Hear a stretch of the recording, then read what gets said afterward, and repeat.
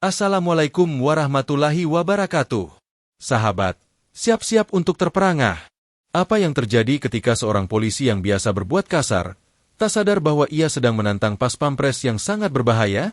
Siap-siap, karena cerita ini bakal bikin kamu merinding. Tapi sebelum kita mulai, mari kita semua kirimkan shalawat untuk junjungan kita, Nabi Muhammad SAW. Tulis shalawat di kolom komentar ya. Jangan lupa juga untuk subscribe. Karena hanya dengan subscribe, kamu akan selalu update dengan cerita-cerita seru dan penuh makna seperti ini. Bagi kamu yang sudah subscribe, semoga rezeki kamu lancar, diberi kesehatan, dan dimudahkan segala urusan oleh Allah Subhanahu wa Ta'ala. Amin. Yuk, kita mulai ceritanya. Matahari baru saja naik, menembus sela pepohonan di pinggir jalan raya ibu kota. Di perempatan Padjajaran, hiruk-pikuk kendaraan mulai membanjiri aspal. Klakson bersahut-sahutan, dan suara motor menderu seperti biasa. Bagi Bribka Roni, pagi itu seperti pagi-pagi lainnya. Ia berdiri gagah di tengah jalan, peluit tergantung di leher, dan tongkat kayu bergaris hitam putih menggenggam di tangan kanan. Namun di balik wajahnya yang datar, Roni dikenal sebagai petugas yang temperamental. Banyak pengendara menghindari jalurnya, karena sudah terlalu sering mendengar cerita tak sedap. Kalau tak menyelipkan uang 50.000 di bawah STNK, siap-siap kendaraan ditilang tanpa kompromi. Di sudut jalan, seorang pria berhelm hitam, mengenakan jaket lusuh, mengendarai motor bebek tua yang sudah berkarat di beberapa bagian.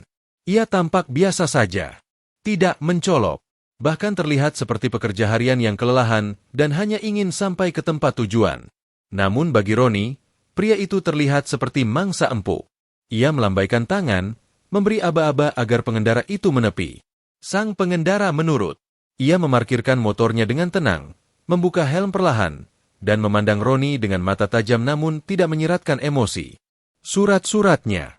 Mana SIM dan STNK kamu? Ucap Roni ketus, tanpa basa-basi. Pria itu tak banyak bicara. Ia merogoh saku jaket dan menyerahkan kedua dokumen. Roni memeriksa dengan cepat lalu menggelengkan kepala. Motor kamu ini sudah harus uji emisi. Plat juga nyaris mati. Harus ditahan dulu motornya, katanya sambil memainkan tongkat ke aspal. Masih berlaku sampai bulan depan, jawab si pengendara dengan nada datar. Namun suara tenang itu justru memancing emosi Roni. Saya bilang motornya ditahan. Ya ditahan. Kalau gak mau repot, ya ngerti dong harus gimana. Orang-orang mulai melambatkan laju kendaraan mereka. Beberapa pengemudi mobil membuka kaca dan mengintip. Beberapa ojek online berhenti tak jauh, pura-pura menunggu orderan. Pria itu menarik napas dalam. Kalau saya bilang, Bapak sedang salah orang, apakah Bapak tetap akan tahan motor ini? Roni menyeringai. Kamu pikir saya takut? Urusan lalu lintas itu urusan saya. Siapapun kamu, kalau di jalan ya patuh. Ngerti? Pria itu lalu merogoh sesuatu dari balik jaketnya.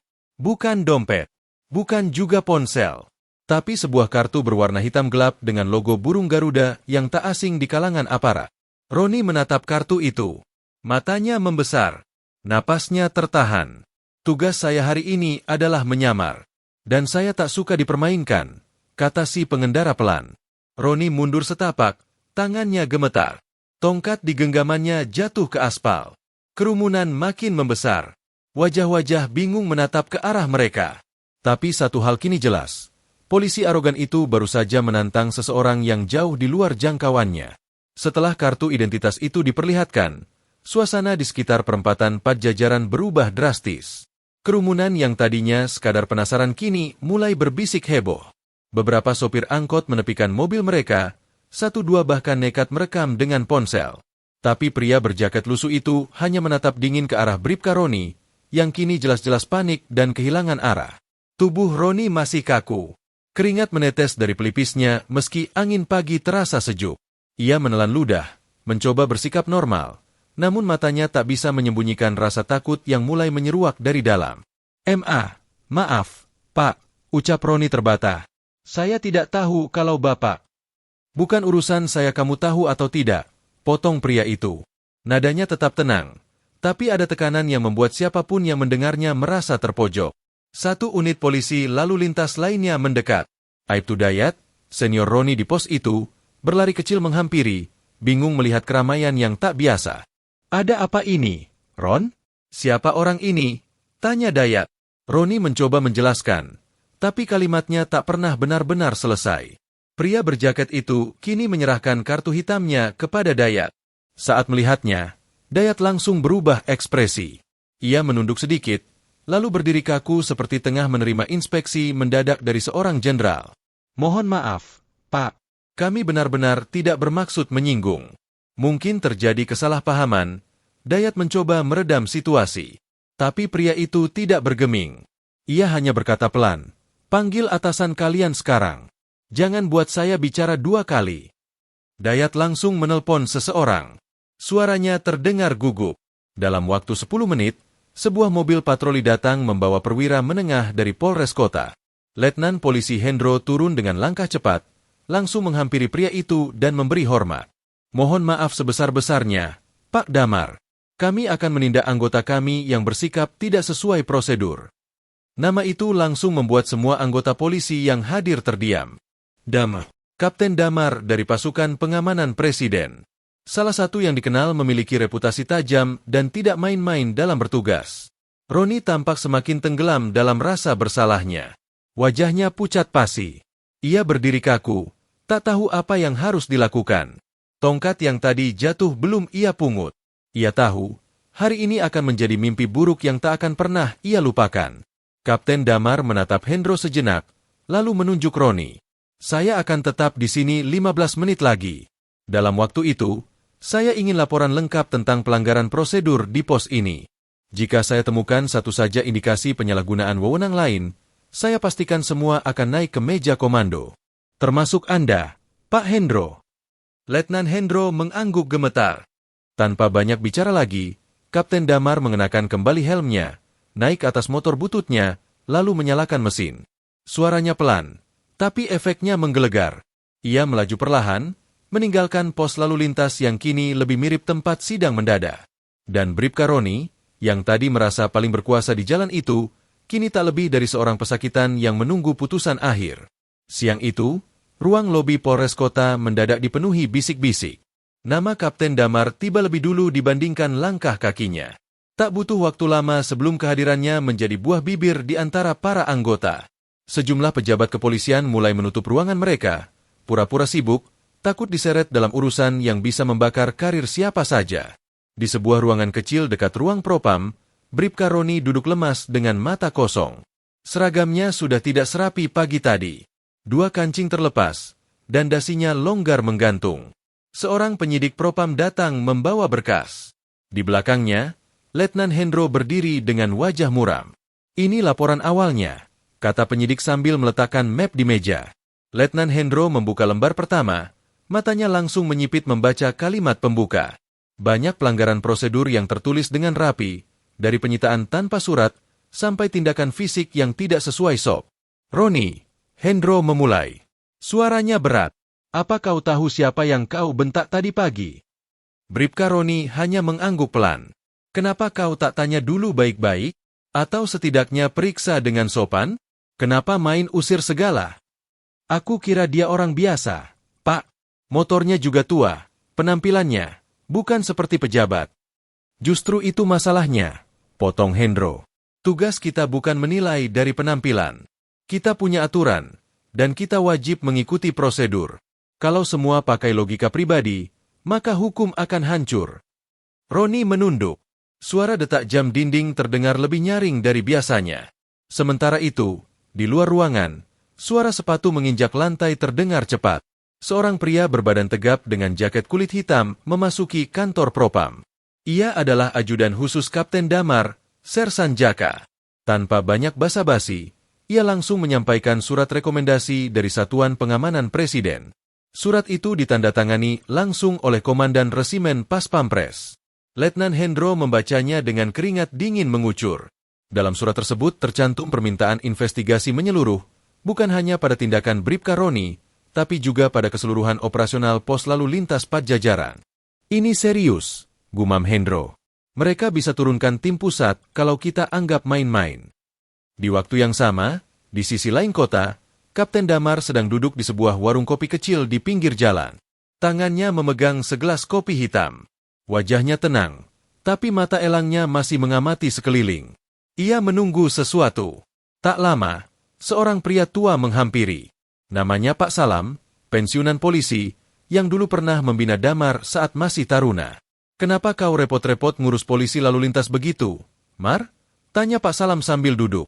"Karena mereka lupa siapa yang mereka layani," jawab Damar pelan. "Dan kalau kita diam, kelakuan itu akan jadi kebiasaan. Kalau dibiarkan, keadilan akan tumbang bukan oleh penjahat, tapi oleh orang berseragam." Pak Salam mengangguk pelan, lalu menyesap kopinya. Langit mulai mendung. Angin sore berhembus membawa aroma tanah yang basah. Di dalam Polres, Bribka Roni menunggu keputusan. Dan di luar sana, Damar tahu ini baru permulaan. Ia belum selesai. Pagi belum sepenuhnya cerah ketika Kapten Damar melangkah masuk ke ruang utama Polres. Suasana mendadak hening. Setiap langkah kakinya seakan memancarkan aura dingin yang membuat para personel polisi terdiam. Para perwira yang semula duduk santai di ruang briefing mendadak berdiri dan merapikan posisi tubuh mereka. Kapten Damar tidak mengenakan seragam. Ia hanya memakai kemeja biru polos yang lengannya digulung. Tapi semua tahu, di balik penampilan sederhana itu tersembunyi figur yang sangat disegani bahkan oleh para perwira tinggi sekalipun. "Letnan Hendro," panggil Damar tenang namun tegas. "Siap, Komandan," jawab Letnan Hendro cepat sambil menghampiri. "Saya minta semua dokumentasi peristiwa di pos Pajajaran. Rekaman, laporan tertulis, nama personel yang berjaga. Lengkap. Semuanya sudah kami kumpulkan, Komandan. Ada di ruang sebelah." Damar mengangguk. "Baik, panggil juga Bribka Roni ke ruang pertemuan. Saya ingin bicara langsung dengannya." Beberapa menit kemudian, di ruang kecil yang kini mendadak seperti ruang sidang militer, Bribka Roni berdiri dengan tubuh kaku.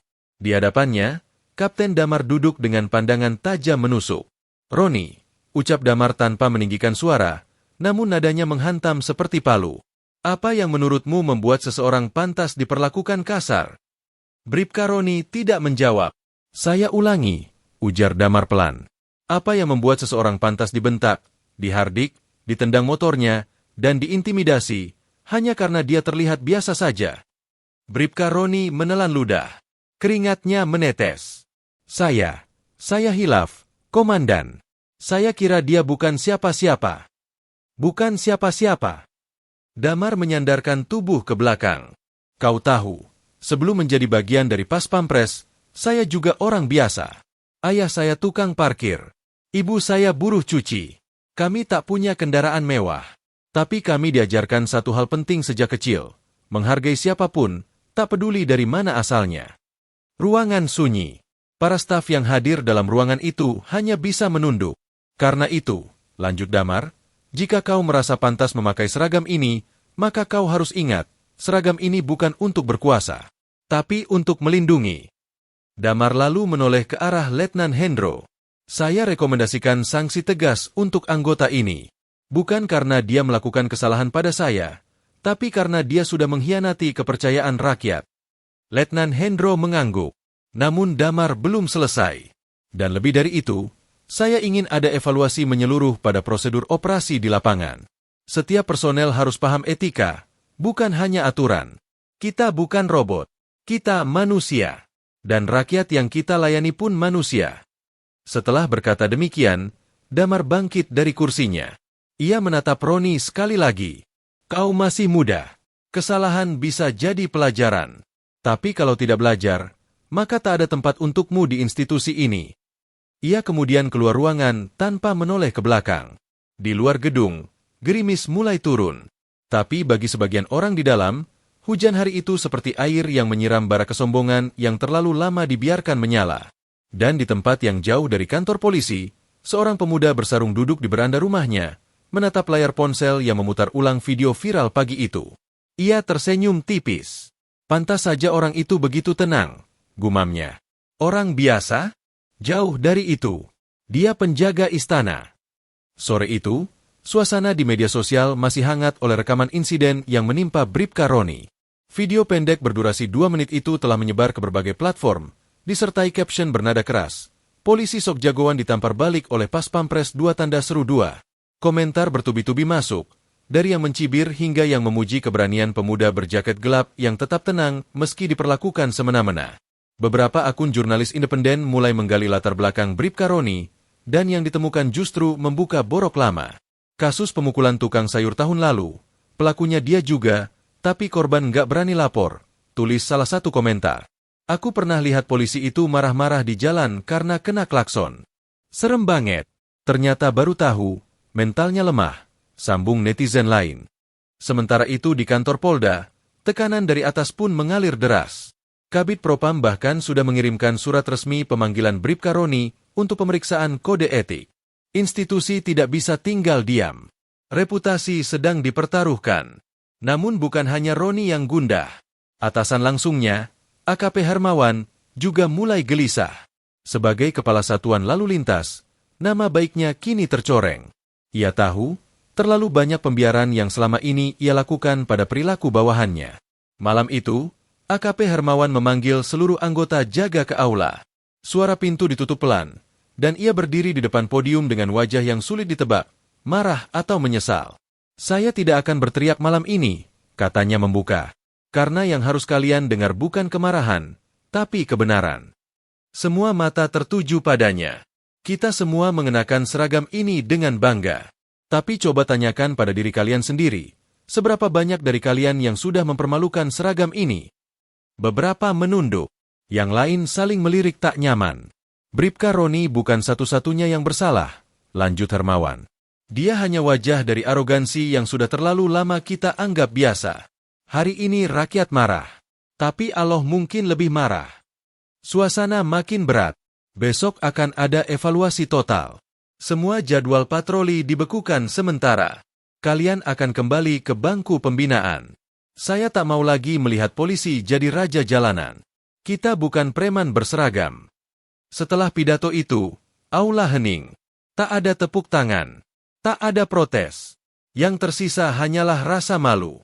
Sementara di sisi lain kota, Kapten Damar duduk di sebuah masjid kecil bersama dua anak yatim yang tengah mengaji. Tak seorang pun tahu siapa dia, dan dia pun tak berniat memberitahu. Karena baginya, kehormatan sejati bukan datang dari jabatan atau seragam, tapi dari sikap saat kita bisa memilih untuk tidak sombong. Dan malam itu, kota terasa lebih tenang. Bukan karena patroli makin ketat, tapi karena satu aib telah disingkap dan luka mulai diberi obat. Keesokan harinya, suasana di kantor Polda terasa sangat berbeda. Tidak ada lagi tawa atau obrolan ringan di ruang istirahat. Semua anggota tampak lebih serius, bahkan cemas. Pagi itu, pemeriksaan kode etik Bribka Roni dimulai. Semua mata tertuju pada dirinya. Beberapa rekan sejawat yang sebelumnya enggan berbicara kini mulai membuka mulut, memberi kesaksian tentang kebiasaan buruk Roni. Di ruang penyelidikan, Roni terlihat semakin tegang. Ia duduk di kursi hitam yang sudah usang, menundukkan kepala. Seolah ia tahu, pertempuran ini bukan hanya untuk membersihkan namanya, tapi juga untuk memperbaiki dirinya sendiri. Bribka Roni, suara tegas Komisaris Dwi terdengar dari meja pemeriksaan. Kami mendapat banyak laporan mengenai tindakanmu yang tidak pantas sebagai anggota kepolisian. Apa yang bisa kamu katakan? Roni terdiam. Ia meremas tangan, mencoba mencari kata-kata yang tepat. Saya terlalu terbawa emosi, Pak. Tapi saya tidak bermaksud menyinggung siapapun. Saya hanya ingin menunjukkan kalau saya juga bisa melindungi diri. Komisaris Dwi menggelengkan kepala. Ini bukan soal melindungi diri. Ini soal sikap seorang polisi di tengah masyarakat. Sikapmu telah merusak citra kami semua. Bribka Roni menelan ludah, sulit menerima kenyataan itu. Ia tahu, ia tak hanya harus menghadapi hukum, tetapi juga rasa malu yang sulit dihapus. Namun, dalam keheningan itu, ada satu suara yang terngiang dalam ingatannya. Suara Kapten Damar, yang saat itu sempat menyarankan agar ia berubah sebelum semuanya terlambat. Di luar gedung, suasana jalanan kembali padat. Warga yang sebelumnya marah kini mulai sedikit lebih tenang. Media sosial masih ramai memperbincangkan insiden kemarin, namun banyak yang mulai mengarahkan perhatian mereka ke hal lain. Namun, ketenangan itu tidak berlangsung lama. Tiba-tiba, sebuah mobil hitam meluncur cepat ke area Polda. Sopirnya menurunkan kaca dan memperkenalkan diri. Saya Kapten Damar, ingin berbicara dengan Bribka Roni. Wajah Roni terkejut. Ia tak pernah menduga, Sosok yang sempat menghentikan aksinya di jalanan itu akan datang menemuinya. Tanpa basa-basi, Kapten Damar mengajaknya keluar dari gedung dan membawa Roni ke tempat yang lebih sepi, jauh dari kerumunan. "Roni, ini adalah kesempatan kedua yang kamu dapatkan. Jangan sia-siakan," ujar Kapten Damar dengan nada serius. Roni hanya bisa terdiam. Ia tidak tahu bagaimana harus menyikapi kata-kata itu, tetapi entah mengapa, ada dorongan kuat di dalam dirinya untuk mendengarkan.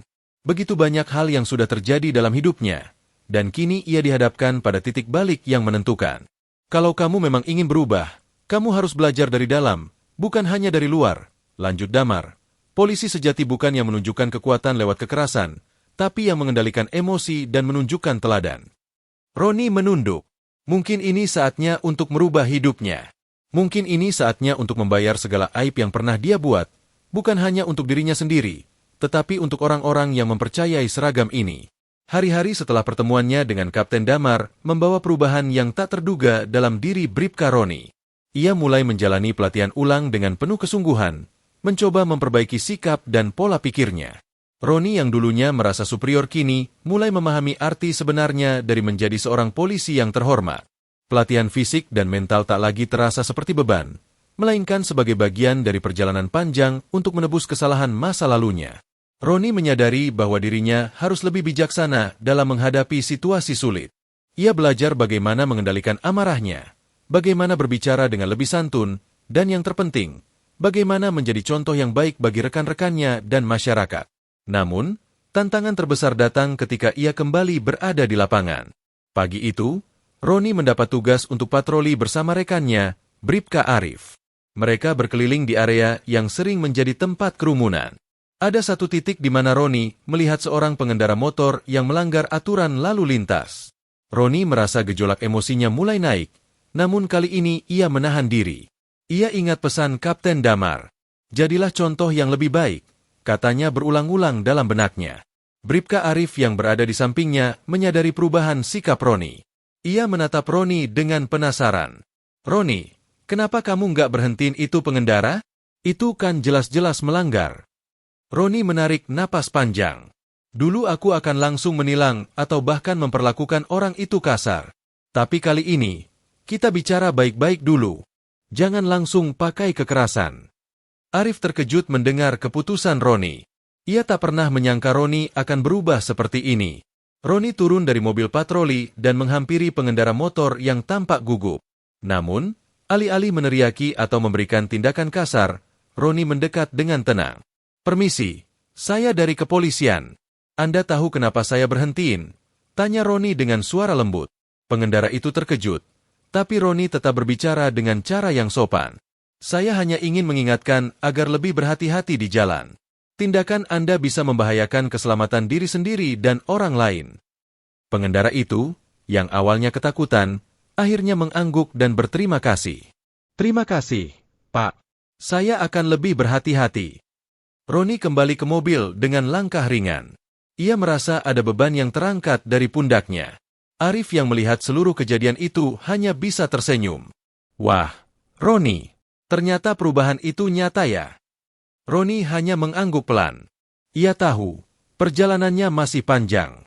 Tetapi untuk pertama kalinya, ia merasa langkahnya menuju perubahan itu lebih mantap. Tidak ada lagi kebanggaan semu yang membuatnya merasa di atas orang lain. Yang ada hanya rasa tanggung jawab yang harus dijalani dengan penuh kehormatan. Ketika mereka melanjutkan patroli, Roni merasa ada kedamaian dalam dirinya yang sebelumnya tak pernah ia rasakan. Ia sadar bahwa meskipun masa lalunya penuh dengan kesalahan, masih ada kesempatan untuk menjadi lebih baik. Ia hanya perlu terus melangkah, memperbaiki diri, dan memberi contoh yang benar untuk orang-orang di sekitarnya. Beberapa minggu berlalu sejak perubahan besar yang terjadi pada Roni. Ia merasa mulai bisa mengendalikan dirinya lebih baik, meskipun tantangan di lapangan tetap tak mudah. Setiap hari, ada saja situasi yang menguji kesabarannya, situasi yang bisa dengan mudah membuatnya kembali ke kebiasaan lamanya. Namun, Roni bertekad untuk tetap konsisten dengan perubahan yang telah ia buat. Suatu pagi, Roni dan Arif mendapat tugas patroli di daerah yang cukup rawan. Di tengah perjalanan, mereka melihat kerumunan orang yang sedang memadati jalan. Tampaknya ada sebuah perkelahian yang melibatkan beberapa pemuda. Tanpa pikir panjang, Roni segera melangkah maju, berusaha meredakan keributan yang terjadi. Namun, saat ia mendekat, salah satu dari pemuda itu berbalik dan menantangnya dengan kata-kata kasar. "Hei, kamu polisi sombong. Mau apa? Jangan sok berkuasa di sini," teriak pemuda itu, diikuti dengan ancaman dari teman-temannya. Roni merasakan amarahnya mulai muncul, dan ia bisa merasakan dorongan untuk membalas kata-kata kasar itu. Namun, di dalam hatinya, ia teringat akan pesan Kapten Damar yang selalu mengingatkannya untuk bersabar. "Kamu harus lebih dari sekadar memakai seragam. Kamu harus jadi teladan." Kata-kata itu terus terngiang di telinga Roni. Dengan sabar, Roni menahan diri. Ia memandang pemuda itu dengan tenang, meskipun ia tahu betul bahwa situasi ini bisa saja berakhir dengan keributan. Arif yang ada di sampingnya juga menyadari perubahan sikap Roni dan tidak berkata apa-apa, hanya mengamati dari jauh. "Saudara, saya hanya ingin mengingatkan bahwa kalian tidak bisa menyelesaikan masalah dengan cara kekerasan. Jika ada yang salah, mari kita selesaikan dengan cara yang lebih baik. Kita tidak perlu membuat situasi semakin buruk," ujar Roni dengan suara yang rendah dan tegas. Pemuda itu sempat terdiam, tampak ragu sejenak. Namun, teman-temannya yang lain mulai bersikap lebih agresif. "Cih, polisi sok bijak. Jangan ikut campur urusan kami," seru salah satu dari mereka, melangkah maju dengan tangan terangkat, seolah-olah siap untuk menyerang. Roni tidak gentar. "Jika kalian terus seperti ini, saya akan terpaksa membawa kalian ke kantor polisi. Tapi jika kalian mau mendengarkan, kita bisa selesai masalah ini tanpa harus melalui jalur kekerasan." Beberapa detik terasa sangat lama, tapi akhirnya salah satu pemuda mulai mundur, diikuti oleh yang lainnya. Mereka terlihat enggan melawan lebih lanjut setelah melihat keteguhan dan ketenangan dalam sikap Roni. Dalam hati, Roni merasa lega, namun ia juga menyadari bahwa masih banyak hal yang harus ia pelajari. Ia tidak hanya harus mengatasi amarah dan kesulitan emosionalnya sendiri, tetapi juga harus terus berjuang untuk membawa perubahan dalam dunia yang seringkali penuh ketegangan dan kekerasan. Saat situasi mulai mereda, Roni dan Arif kembali melanjutkan patroli mereka. Arif menatap Roni dengan rasa kagum. "Keren, Roni. Kamu beneran berhasil ngendaliin diri. Aku gak nyangka." Roni hanya tersenyum tipis, merasa sedikit lebih kuat daripada sebelumnya. "Terima kasih, Arif. Tapi masih banyak yang harus aku perbaiki. Aku nggak boleh lengah." Di dalam hatinya, Roni tahu bahwa meskipun jalan menuju perubahan itu panjang dan penuh rintangan, ia harus terus melangkah maju. Setiap hari adalah kesempatan baru untuk belajar dan memperbaiki diri. Hari-hari berlalu, dan Roni mulai merasa lebih kuat dalam menghadapi setiap tantangan. Namun, sebuah kejadian tak terduga menguji batas kesabaran dan ketahanannya. Pagi itu, Roni dan Arif kembali mendapat tugas patroli di salah satu area yang dikenal sebagai tempat yang rawan. Mereka baru saja menerima informasi tentang aktivitas geng yang sering membuat kerusuhan di daerah tersebut. Sesampainya di lokasi, mereka segera melihat kerumunan orang yang berkumpul di sekitar sebuah warung kopi. Ada ketegangan di udara, dan beberapa orang terlihat berbicara dengan nada tinggi. Di tengah kerumunan, seorang pria berbadan besar sedang berbicara keras kepada seorang pemuda yang tampak ketakutan. "Saya sudah bilang, jangan coba-coba ganggu urusan kami lagi. Kalau enggak, kamu akan menyesal," teriak pria besar itu, membuat semua orang terdiam. Roni dan Arif saling bertukar pandang. Roni bisa merasakan ketegangan yang semakin memuncak. Tanpa berlama-lama, mereka mendekati kerumunan dan berusaha menenangkan situasi. "Saudara, bisa tenang sebentar? Kami hanya ingin memastikan semuanya berjalan damai di sini," kata Roni, suaranya tetap tenang namun tegas. Namun, pria besar itu justru menatap Roni dengan tatapan penuh kebencian. "Polisi lagi. Jangan sok pahlawan. Kami tidak butuh campur tangan kalian," teriaknya, semakin mendekatkan dirinya pada Roni. Di saat yang sama, beberapa orang yang ada di kerumunan mulai mendekat, seolah ikut menantang. Arif yang berada di samping Roni langsung bergerak lebih hati-hati, bersiap jika situasi semakin memburuk. Roni menahan napas. Amarah kembali merayapi dirinya, namun ia tahu ini bukan saatnya untuk bertindak ceroboh. "Saudara, mari kita bicarakan dengan tenang. Tidak perlu ada yang terluka," kata Roni sambil melangkah maju, berusaha menjaga jarak agar tidak terlihat mengancam. Namun, pria besar itu malah mengejeknya. "Apa yang kamu mau? Kalau mau tunjukkan kekuasaan, ayo kita lihat siapa yang lebih kuat di sini," tantangnya, seolah mengajak Roni untuk berkelahi. Situasi semakin memanas. Arif, yang melihat Roni mulai menahan diri, mulai merasa cemas. Ia tahu bahwa Roni sedang berjuang melawan dorongan emosinya. "Roni, kita harus keluar dari sini. Ini semakin tidak terkendali," bisik Arif pelan. Tapi Roni tetap teguh. "Tidak, Arif. Ini saat yang tepat untuk menunjukkan bahwa kita bisa menenangkan keadaan, bukan justru memperburuknya." Dengan penuh keyakinan, Roni melangkah maju. "Saudara, saya hanya ingin kita semua bisa hidup damai. Jika ada masalah, mari kita selesaikan dengan kepala dingin." Seketika itu juga, pria besar itu berhenti dan menatap Roni dengan tajam.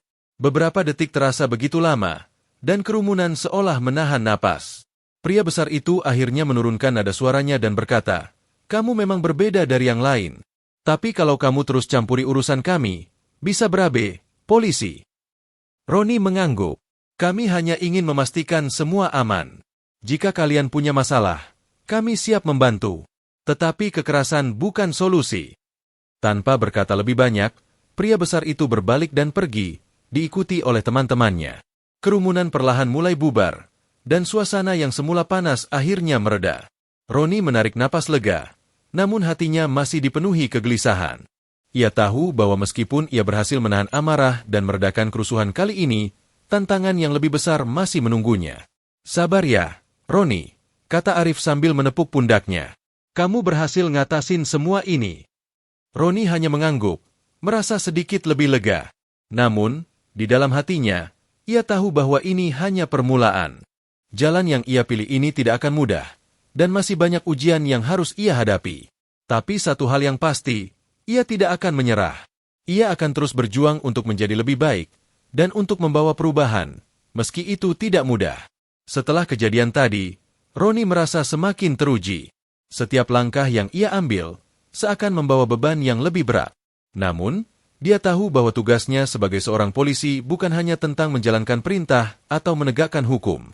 Ini lebih dari itu. Ini tentang prinsip, tentang menjaga kehormatan, dan tentang memilih untuk selalu melakukan yang benar meskipun dunia di sekitarnya penuh dengan tantangan. Pada pagi yang cerah itu, Roni dan Arif menerima perintah untuk melanjutkan patroli ke daerah lain, daerah yang terkenal dengan aktivitas kejahatan yang tinggi. Mereka berdua tahu bahwa ini bukan tugas biasa. Keamanan daerah itu sangat rapuh, dan selalu ada potensi kekerasan yang bisa terjadi kapan saja. Namun, mereka tetap maju. Mereka berdua tiba di daerah yang cukup sepi. Namun dari kejauhan terlihat dua pria sedang berdiri di sebuah sudut jalan, terlihat mencurigakan. Salah satunya memegang tas yang tampaknya berat. Tanpa berbicara banyak, Roni memberi isyarat kepada Arif untuk mendekati mereka dengan hati-hati. Keduanya berjalan perlahan, memastikan agar tak terdeteksi. Saat mereka semakin dekat, pria yang memegang tas itu mulai bergerak menjauh, seakan curiga dengan kedatangan mereka. Roni dan Arif segera mempercepat langkah mereka, mengejar pria itu yang mulai berlari. "Jangan coba lari," seru Roni tegas, mengarahkannya ke depan. Namun, pria itu justru membalas dengan menoleh dan berkata dengan nada provokatif, "Kalian pikir bisa menghentikan kami? Kami tidak takut dengan polisi." Dengan cepat, pria itu melemparkan tasnya ke samping, seolah ingin mengalihkan perhatian. Dalam sekejap, Roni dan Arif menyadari bahwa ini bukan hanya sekedar perkelahian jalanan. Mereka terjebak dalam permainan yang lebih besar dari yang mereka duga. Roni melangkah maju, namun ia harus menghadapi kenyataan bahwa pria itu sudah menyiapkan senjata. Roni tidak kehilangan akal. Dengan cepat, ia mengambil langkah mundur, memberi ruang agar Arif bisa menghadapinya dengan posisi lebih baik. Dalam hitungan detik, suasana semakin mencekam. Arif menatap tajam ke arah pria tersebut, sementara Roni tetap memantau setiap gerakan. Pria itu mulai menarik pistol dari balik jaketnya. "Kalian tidak bisa menghentikan kami. Kami lebih kuat dari itu," teriak pria itu dengan suara marah. Namun, Roni tetap tenang. Ia tahu ia harus bertindak cepat. "Arif, kita harus mengambil langkah tegas. Jangan beri mereka ruang," perintah Roni dengan suara rendah. Tiba-tiba, sebuah mobil melintas dengan kecepatan tinggi, memperlambat semuanya. Dalam momen singkat itulah, Roni dan Arif bergerak cepat. Mereka berhasil menekan pria tersebut dan merebut senjata dari tangannya. Namun, dalam prosesnya, satu tembakan terdengar. Sebuah peluru melesat ke udara, mengarah ke arah yang tidak jelas. Kedua pria itu akhirnya berhasil dikuasai, dan mereka terjatuh ke tanah dengan tangan terikat. Roni dan Arif berdiri di samping mereka, napas terengah-engah. Meskipun berhasil menahan mereka, rasa ketegangan belum juga hilang dari dalam diri mereka. Mereka tahu ini bukan akhir. Perjuangan mereka baru saja dimulai. Namun, ketika mereka berdua berbalik untuk melaporkan kejadian tersebut, sebuah mobil patroli lain muncul dari arah berlawanan. Dari dalam mobil, seorang pria mengenakan jas hitam keluar. Ia membawa identitas yang tidak bisa mereka abaikan. "Roni, Arif," kata pria itu, "kalian baru saja menantang lebih dari yang kalian kira." Roni menatap pria itu dengan ragu. "Apa maksud Anda?" Pria itu tersenyum dingin. "Kalian baru saja menangani kasus yang lebih besar dari yang kalian duga. Ini bukan hanya soal kriminal biasa." Roni merasakan ketegangan yang semakin meningkat. Ia merasa ada sesuatu yang lebih dalam di balik kejadian ini, sesuatu yang jauh lebih besar. Tanpa ia sadari, langkah yang ia ambil kali ini telah menarik perhatian orang-orang dengan kekuasaan yang jauh lebih besar daripada yang pernah ia bayangkan. Di hadapan mereka, kini tampak sebuah dunia yang berbeda. Dunia yang penuh dengan konspirasi dan ancaman yang bahkan tak bisa mereka prediksi sebelumnya. Roni hanya bisa menatap pria itu dengan cemas, karena ia tahu hidupnya kini tidak akan pernah sama lagi. Kehidupan Roni dan Arif berubah seketika setelah kejadian tadi. Mereka tidak lagi sekadar menjalankan tugas seperti biasa. Kini, mereka terjebak dalam suatu dunia yang penuh dengan konspirasi dan kekuatan yang tidak mereka ketahui. Perasaan cemas dan waspada terus menghantui mereka setiap kali mereka melangkah. Setelah pertemuan dengan pria misterius tersebut, Roni merasa ada sesuatu yang sangat tidak beres. Pria itu, yang mengaku sebagai bagian dari sebuah organisasi besar, memberikan peringatan yang tidak bisa dianggap remeh. "Kalian baru saja terlibat dalam sesuatu yang lebih besar. Jika kalian ingin bertahan hidup, berhenti mencari tahu lebih banyak," katanya dengan nada yang sangat serius. Namun, kata-kata itu justru semakin mendorong rasa penasaran Roni. Dia tahu, ini bukan hanya soal kriminal biasa. Ada sesuatu yang tersembunyi, dan dia tidak bisa membiarkan hal itu begitu saja. Beberapa hari setelah insiden itu, Roni dan Arif kembali berpatroli. Namun kali ini mereka tidak bisa lagi melihat dunia dengan cara yang sama. Setiap mobil yang melintas, setiap orang yang mereka temui, rasanya seperti sebuah ancaman. Mereka terus dihantui oleh rasa takut dan ketegangan. Namun mereka tetap maju, karena mereka tahu tugas mereka belum selesai. Pada suatu malam, saat mereka berdua sedang bertugas di sebuah jalan yang cukup sepi, mereka menerima laporan tentang seseorang yang tampaknya sedang dalam pelarian. Tanpa ragu, Roni memimpin pengejaran. Mereka mengejar pria itu melewati jalanan gelap, dengan hanya cahaya lampu mobil sebagai penerang. Pria yang mereka kejar tampaknya sangat lihai, terus berlari menembus ganggang sempit, mencoba menghindar dari mereka. Namun, Roni dan Arif tidak menyerah begitu saja. Mereka terus mengikuti jejak pria itu, meskipun tubuh mereka sudah mulai lelah. Akhirnya, setelah berlari cukup jauh, pria itu berhenti di sebuah sudut gelap. Ia menoleh ke belakang dan menatap Roni dengan tatapan yang sangat tajam. "Kalian benar-benar tidak mengerti, ya?" katanya dengan suara serak. Roni dan Arif berhenti beberapa langkah dari pria tersebut, siap menghadapi apapun yang akan terjadi selanjutnya. "Kami hanya ingin tahu apa yang sedang terjadi," jawab Roni dengan penuh ketegasan. Pria itu tersenyum sinis. "Kalian sudah terlibat lebih dalam daripada yang kalian kira. Dunia ini jauh lebih berbahaya dari yang kalian bayangkan." Tiba-tiba, pria itu menarik sesuatu dari balik jaketnya, dan dalam sekejap, sebuah ledakan keras terdengar. Roni dan Arif terlempar ke belakang karena dampak ledakan itu. Roni merasa seluruh tubuhnya sakit, namun ia tetap berusaha untuk bangkit. Namun, sebelum dia bisa sepenuhnya sadar, beberapa sosok lain muncul dari bayang-bayang. Mereka mengenakan masker, tubuh mereka tertutup rapat, dan gerakan mereka sangat cepat. Salah satu dari mereka mendekati pria yang telah menembakkan bahan peledak tadi, lalu dengan cepat mengikatnya. Roni dan Arif hanya bisa menyaksikan. Tubuh mereka terkulai di tanah karena ledakan yang baru saja terjadi. Mereka tahu, orang-orang ini bukan sembarangan. Mereka bukan hanya bagian dari dunia kriminal biasa, mereka adalah bagian dari sesuatu yang jauh lebih besar. Saat salah satu dari sosok itu mendekati mereka, Roni merasa ada sesuatu yang sangat mencurigakan. Namun, sebelum ia sempat bertanya, sosok itu hanya berkata, "Jangan coba-coba mengungkap lebih banyak. Ini adalah peringatan terakhir. Dengan cepat, mereka menghilang ke dalam kegelapan malam, meninggalkan Roni dan Arif yang tergeletak lemah. Roni memandang ke arah mereka dengan mata penuh pertanyaan. Apa yang baru saja mereka alami? Siapa mereka sebenarnya? Di tengah kekosongan yang menghantui pikirannya, Roni tahu satu hal. Dunia yang mereka hadapi kini bukan lagi dunia yang bisa mereka pahami dengan mudah. Setiap langkah yang mereka ambil, setiap keputusan yang mereka buat, akan membawa mereka semakin dalam ke dalam bayang-bayang yang menakutkan ini. Namun, mereka tidak bisa mundur. Mereka sudah terlalu jauh terlibat. Hanya ada satu pilihan yang tersisa. Terus maju, berjuang, dan mencoba mengungkap kebenaran yang tersembunyi di balik semua ini. Pagi itu, Roni dan Arif terbangun dengan tubuh yang masih terasa kaku akibat ledakan semalam. Rasa sakit di tubuh mereka tak dapat dielakkan, namun mereka tahu bahwa itu hanyalah rasa sementara. Pikiran mereka terus terfokus pada satu hal. Siapa sebenarnya orang-orang yang telah mengancam mereka? Dan apa yang sedang mereka sembunyikan? Setelah beberapa jam beristirahat, Roni dan Arif memutuskan untuk melanjutkan penyelidikan mereka. Mereka sadar, meskipun mereka baru saja diperingatkan, rasa penasaran yang semakin menggebu tidak dapat mereka abaikan. Mereka sudah terlalu jauh terlibat dalam permainan ini, dan mundur bukanlah pilihan. Pagi itu, mereka mengunjungi tempat kejadian ledakan untuk mencari petunjuk lebih lanjut. Di sana, mereka menemui seorang saksi yang terlihat terguncang. Seorang pria setengah baya, dengan raut wajah cemas, berdiri di luar rumahnya, menatap ke arah jalan tempat ledakan terjadi. Apakah Anda melihat sesuatu yang mencurigakan? Tanya Roni dengan suara penuh kehati-hatian. Pria itu memandang mereka dengan mata yang tidak tenang. Saya tidak tahu banyak. Tapi saya melihat seseorang berlari ke arah sini. Dengan cepat, seperti dikejar. Katanya terbata-bata. Dia seperti tahu kalau ada sesuatu yang akan terjadi.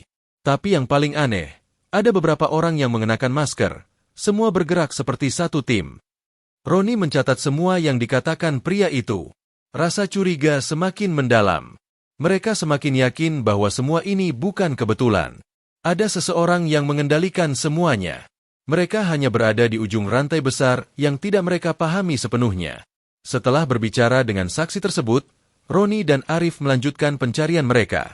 Mereka mengunjungi beberapa tempat yang diduga menjadi titik fokus aktivitas kelompok misterius tersebut, namun hasilnya tetap nihil. Setiap jejak yang mereka ikuti hanya membawa mereka ke jalan buntu. Sampai suatu hari, saat mereka sedang meninjau lokasi yang pernah disebutkan oleh saksi, mereka melihat sebuah mobil hitam melintas dengan kecepatan tinggi. Mobil itu tidak biasa. Mesin yang menderu keras dan kaca gelapnya menghalangi pandangan siapapun yang ada di dalamnya. Namun, ada sesuatu yang membuat Roni dan Arif merasa bahwa mobil tersebut bukanlah kendaraan sembarangan. Roni memberi isyarat kepada Arif untuk mengikuti mobil itu. Mereka berdua pun segera mengejar. Mobil itu tampaknya sadar sedang diikuti, karena tiba-tiba saja berbelok tajam dan memasuki gang sempit yang sulit diakses. Di gang itu, mobil berhenti, dan beberapa sosok keluar dengan cepat. Mereka mengenakan pakaian serba hitam, dengan gerakan yang sangat terlatih.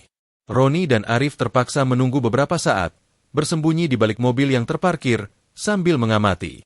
Mereka melihat sosok-sosok itu berinteraksi dengan seorang pria yang tampaknya sedang memimpin mereka.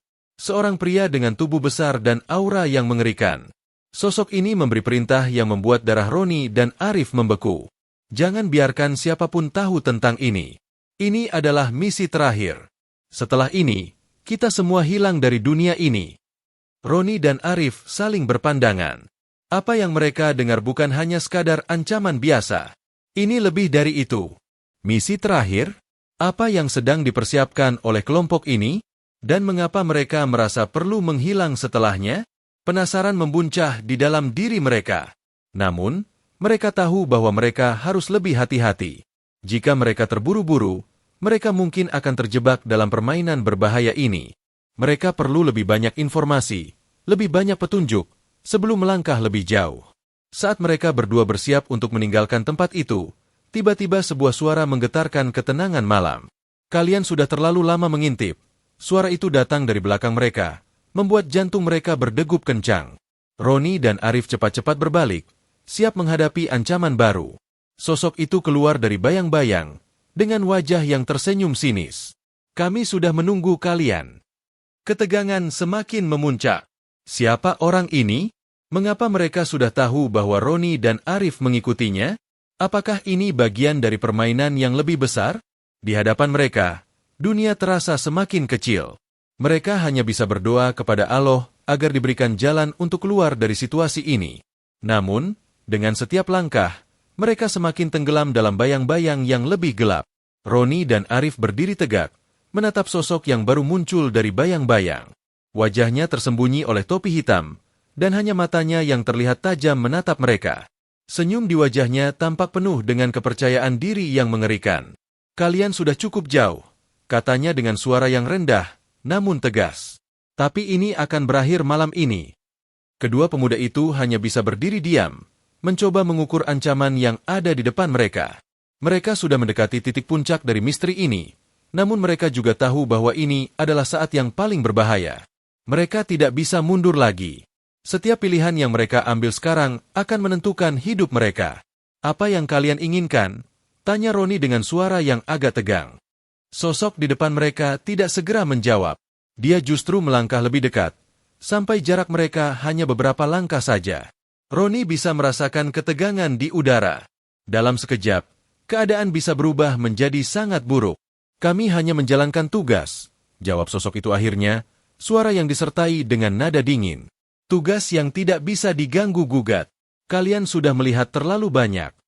Roni dan Arif saling bertukar pandang. Mereka bisa merasakan ancaman yang ada, namun mereka tidak bisa berhenti di sini. Mereka harus tahu lebih banyak.